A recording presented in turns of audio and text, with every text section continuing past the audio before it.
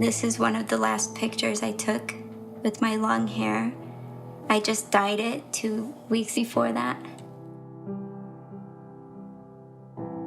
Rachel was always thoughtful. Like, she always worried about everybody else. She was always dancing. She was just very in tune with herself and kind of just like loved being her. It was just, she was Rachel. I was sitting down eating and I just collapsed out of the chair. The chair fell, I fell. My mother was on the phone with me, and that's when my speech started to slur. I remember hearing her crying. I remember all her coworkers scrambling. I hear, call 911. My dad and I were waiting for them to prep Rachel into the room. We knew everything was going to change after that.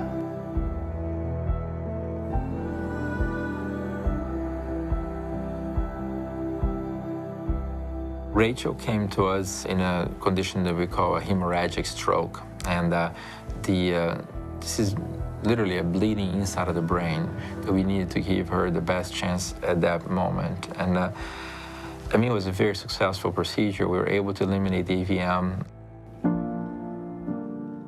To see her the first time with the bandages on her head and that they had to remove her skull, always thought she was going to be in a wheelchair probably.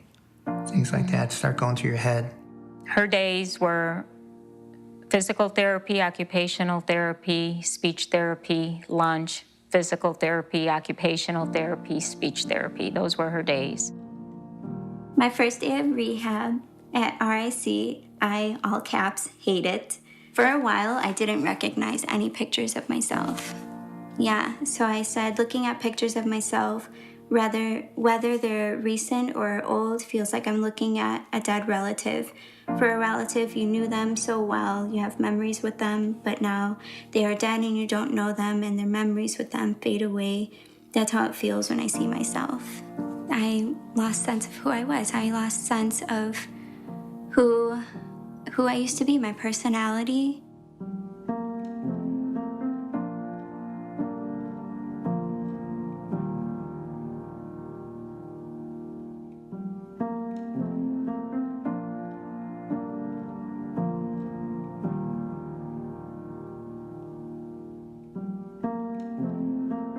I was able to leave the hospital with no skull.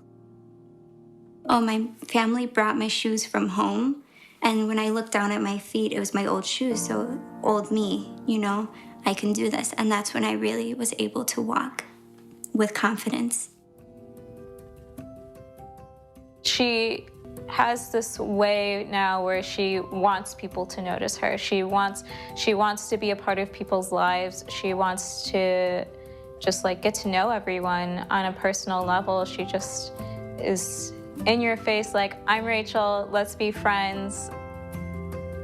She's only 4'11". I keep telling her she's 10 feet tall because she's very, very strong. Dr. Lopez told me, this is who you were, this is who you are, and this is who you're going to be. And that's what really made me feel proud about my disabilities, about my mind. She's passionate about speaking about the stroke and where she's been and where she's headed. She's very encouraging. She likes to encourage people. We should always remember what we deserve and not settle for anything less. To have a cause and a reason to live many times is what people search all their lives, you know, and I think that this happened for a reason to her, and that she converged that into a positive energy.